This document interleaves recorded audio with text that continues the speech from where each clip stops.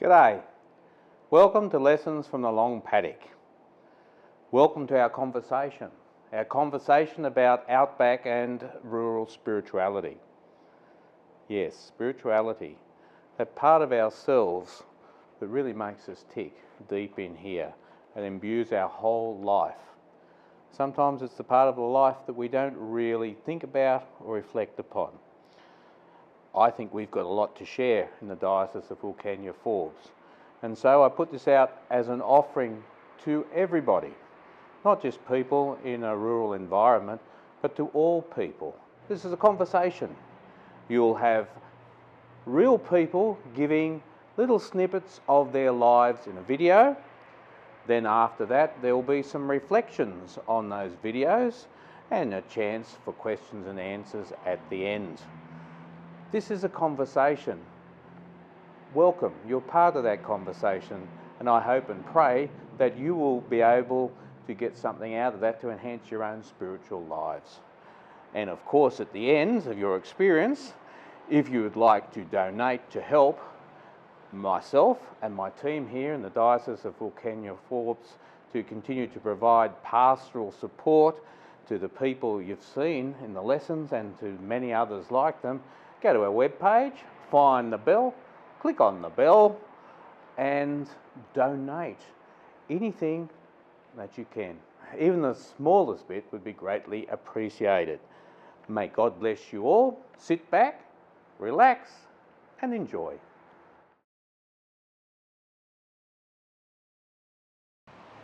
Welcome to Lessons from the Long Paddock. As you realise by now, this is a pre-recorded experience, so if you'd like to go to our Facebook page to make some comments and observations, that'd be terrific. Or email me at my address, kate.engelbrecht@wf.catholic.org.au. At the end of the material offered on our webpage, you'll see some resource material that might help you as you prepare for some group conversations wherever you might be. You'll notice here in this moment it's raining here in Forbes, which I've been told by the Bishop I'm not allowed to complain about, even though I'm getting quite wet sitting here. But it doesn't matter because rain in Wilcannia-Forbes is pure gift. So sit back, relax, enjoy the experience, and please make observations and comments anytime you like. See you soon.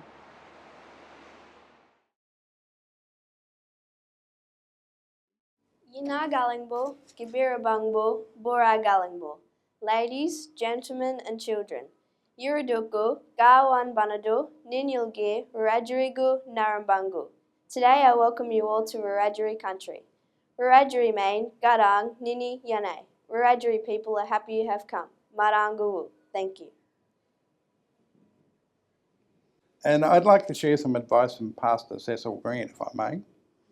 And there was, Widgen Galandu Wigi. I'll read it in the Wiradjuri and then I can translate it for you. Garia Yambul Yala Dulabul Yala. Yalmambia Main Galang, Maramban Milida, Maragalada, Walan Maya Main Galang. Maran Bunmia, Main Guawangu, Winana Gigalada, Nun Galada, Injamala Main Galangu, Bunga Yala. Gublada, Marala Marambangu, Nanada, Garia Bila Galangu, Yanadu, Gariabu, Bila, Kalangbu, Nana, Giri, Ninyugia, Mandangawu. What it is it's how are you going to live? And Wongamar, which is Cessa's Aboriginal name, I think this should be mandatory reading for a lot of people. And how are you going to live? It's the title. Do not tell lies, speak the truth, teach the people, love each other, hold together, empower the people, be kind and gracious to strangers, care for each other, share with each other, give honour and respect to all people, cause quarrelling to stop, speak up for justice and peace without fighting, look after the land and rivers, then the land and rivers will look after you. Thank you and welcome. And Ellie.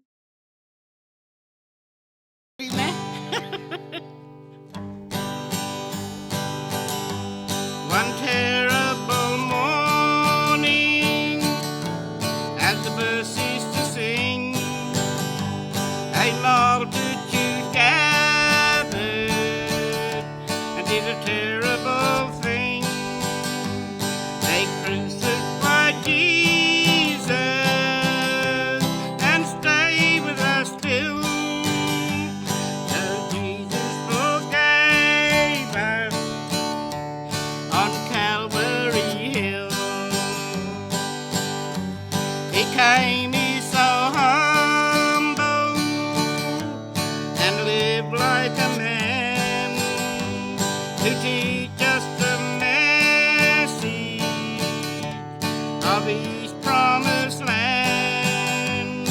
a true son of heaven, who loves us still, that Jesus forgave us on Calvary Hill. Have faith and believe Him through all earthly pain, because He has promised He's coming again. He's coming to save us, uncertain He will, and wash out the stain on Calvary Hill. Have faith and believe Him through all earthly pain, because He has promised He's coming again. He's coming to save us, uncertain He will, and wash out the stain on Calvary. My name is Iana Dawn Smith. I was born in Burke District Hospital on the 21st of May 1942. I lived here all my life. Went to school in this little church, this school here. Yeah, it was a school, but they used to call it the convent then. I've been coming to church ever since I started school here. It must have been six or seven when I first started here, and I seen all these people with all the black clothes and white collars and that. I thought they was ghosts. I started to cry, wanted to go home. Me and my brother, see. So anyway, the same thing happened when Sister them came in into Burke, and I had a family. All of my little ones, they seen Sister coming white, they would come crying to me, thought they was ghosts, see. But anyway, I went to school here to see, it was old convent school with old nuns, you know, with all the black sari and the collars. That was nice. And then I went for me to, we had to go with lots of follow Mum and Dad, and because they used to do a lot of driving trips, so we got read up mostly on the roads and different town when I were in Wilcannia and all that. So Mum and Dad decided to settle in Wilcannia there then. So that's where we went to school there till I got 16.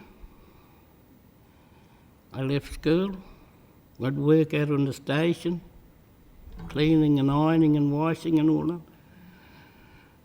And at the pub there in Wilcannia, got a job there. Every time the race, he used to come and get in the potatoes, play again. Yeah, that was good. That was good days there. But Mum and her two sisters and Artie was playing cards in the big marquee tent they used to have. They had lights in it, see. And I went and I walked in there. Because in those days you wasn't allowed to sit with grown-ups. You had to get away from them. So they hunted me out of the tent. And it was a bright moonlit night. And in that, when I walked out, when I looked up to see if any cloud was, no, big angel, wing was spread right out. Yeah, that's true. Came right out, the wing was right out, and I looked up and I said, Mum, Mum. And when I looked to see if they was coming, looked back up again, it was gone. Because ever since then I've been coming here singing and doing all the good things I'm supposed to do. This church here used to be packed with Aboriginal people. All of our people from then used to come, even if they used to walk from the reserve to get up here to church. Well, most of them used to come because Sister Paddock was here. Because she used to get around and tell them, tell them about Mary and Jesus and that. And they all used to come, they used to take notice to her, see. But after she left, they never came to church no more. Non-Aboriginal people too, with their kids and that, now they don't bring them to church unless they're getting baptised or thing, And I reckon that's terrible. Because when the sisters used to be, they used to go around and pick a lot of our kids and that up in the bus, bring them to church and the elders and that. I used to play, but I used to sing out of tune, play out of tune, the guitar, you know. So then anyway, I used to watch my old brother playing. He's deceased now, Roger. I used to watch him playing. And anyway, when the sisters came to Burke in 1969, they got me to come in and play in the church. Mother Teresa came to Burke here in 1969 with the 5, 6 sisters. I miss them very much, you know. I just hope one day they'd start coming back. They might let them come back. Because we've seen a lot of sisters come and a lot of sisters go and replace, but we've never seen these lot get replaced this time. Apparently, someone said that there wasn't enough work around here for them to do, but that's wrong. That wasn't true. There's a lot of things for them to still do here. And the whole community, Burke, the whole community misses them.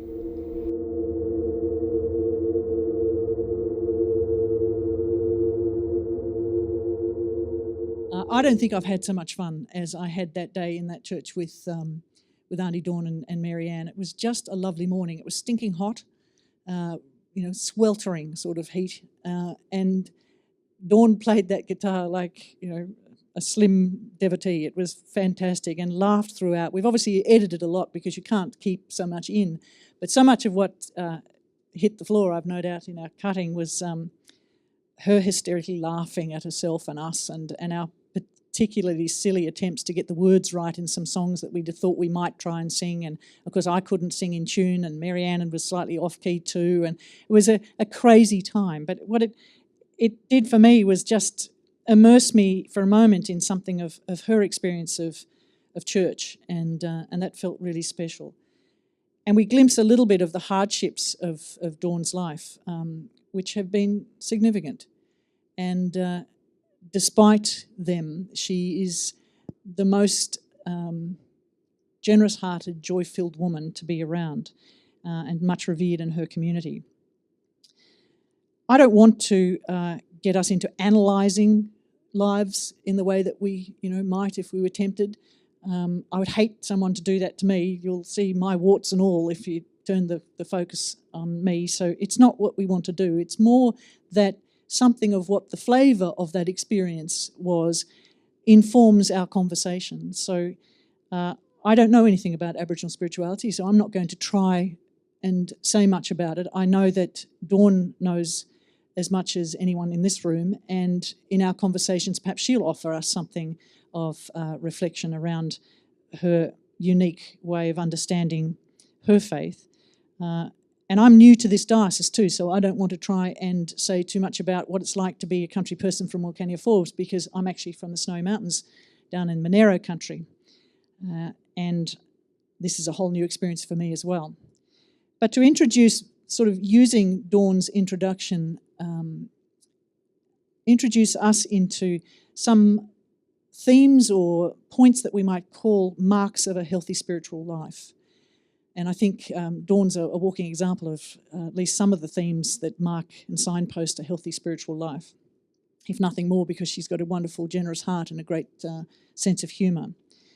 But David Ranson, who's a writer in Sydney and a priest who I admire very much, wrote a book called Across the Great Divide, and in that he made some observations about what things might signpost a healthy spirituality.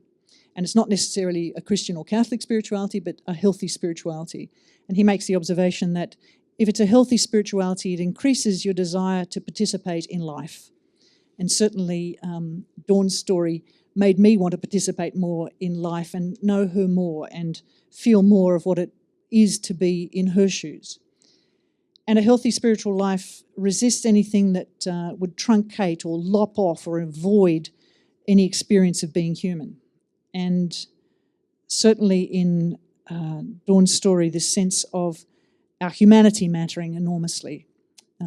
She has that beautiful reflection on the vision of the angel, which I daren't go too much towards because I don't quite know how to. And I'm hoping that our other speakers, and I know Bishop has some observations to share about that.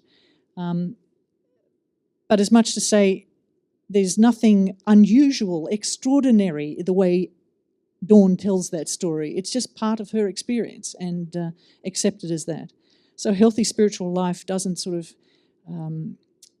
do anything more than confront us with what is real.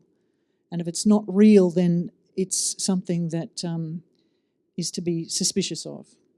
It doesn't superimpose an ideal situation. So we're not encouraged to have an imaginary spiritual life. It's the one I've got that is the important one. It's the only one I've got.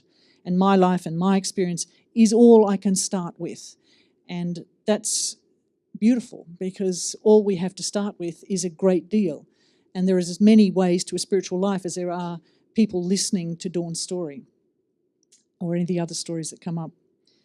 It invites a deeper connection with ourselves and with the world and with others. And Dawn is certainly someone who straight away impresses with this desire to connect with others. And I know in her community she's one of those ones who's rallied people around to get them to come in to gather for community gatherings and meet in special occasions, etc. And the way Dawn speaks of the sisters who were there, the sisters were St. Mother Teresa's sisters, who've only just very recently left Burke.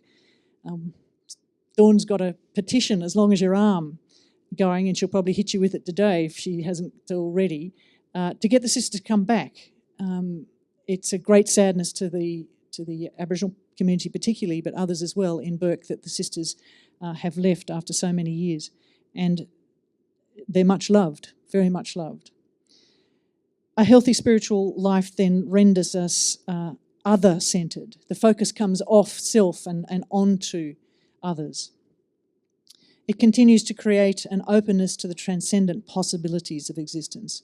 And if nothing else, Dawn's story of her experience as a little girl opened for me, who sometimes I have to admit I'm a little cynical and a little jaded, and I don't know if I'm just a bit miffed sometimes that I haven't had a mystical experience like that, because I'd rather like one.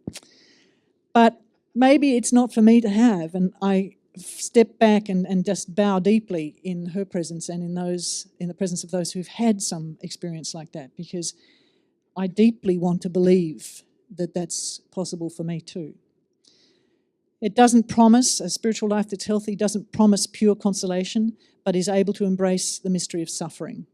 And certainly Dawn's life does that. She doesn't avoid the pain that she's experienced, and she doesn't avoid the suffering that has been a part of that life, but it doesn't cripple her. And the very song that she chose to sing, the one we eventually landed on, One Terrible Morning, is the story of Jesus at Calvary. And honestly, Marianne and I, who were there when we were filming that, could barely speak a couple of times because it was just so powerful, sung by such a gracious woman who's had such a story. And Dawn herself is, her mother was a victim of the stolen generation. There's a great deal of pain and loss in her life. And this story just comes to life when she sang that song, One Terrible Morning. A healthy spiritual life is able to be reflected on by other people. It's not insular. It allows others to respectfully probe and be critical and curious about. It's open to engagement with and interpretation by a religious tradition, and it's ethical and works for justice and holds paradox creatively. And I think after today, I think you'll have, I think, a stronger sense of what that means to hold paradox, the suffering with the joy, the death with the new life, all those paradoxes that sit comfortably in a healthy spiritual life. By the way, I don't know that there are too many people who have a seriously healthy life, spiritual life, or healthy one, but spiritually healthy life. It's a rare thing. So let's not worry about when we come for lessons for the long paddock whether we're holy enough to engage with it. In fact, I think if you're broken enough to engage, that's the starting point. Be prepared to be open with yourself and with the people that you're engaging with in this conversation, to the possibility that your brokenness, your frailty and your moments of failing are in fact the material out of which your spiritual life is slowly nurturing itself and growing. A couple of words just before we move on is, I think, appropriate to make about what it means to be a mystic. And here's one of those spaces that I have great theory around.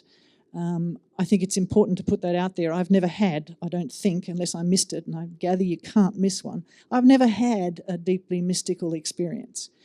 But I'm really open to the possibility that I might. And I love the fact that my faith teaches me that I can believe in that possibility, that it is for me to have. But many people in our tradition, and most of our greatest saints and many of our early church mothers and fathers, were mystics, were people who had had an experience of the divine, an experience of the inbreaking of whatever you name that something more than us, that greater, transcendent, divine other.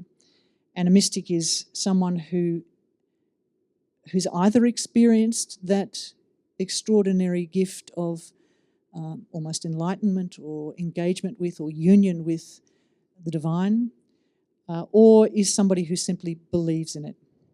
So I'm just going to plant that thought there for you. Mysticism isn't extraordinary, it's not weird, it's not jangle jingle Mickey Mouse stuff, it's not things that strange people have. We're all called to be mystics, and deeply at the heart of our tradition, our Catholic tradition and our Christian tradition, is the mystical heart of our spiritual tradition. So with that, I'll close this segment, and we get ready for our next segment, which will be the wonderful story of Johnny. So stay with us, and in the break, just have a little bit of a think about what you've heard and how you're feeling about what you've heard and how that resonates perhaps with your spiritual life. Thanks.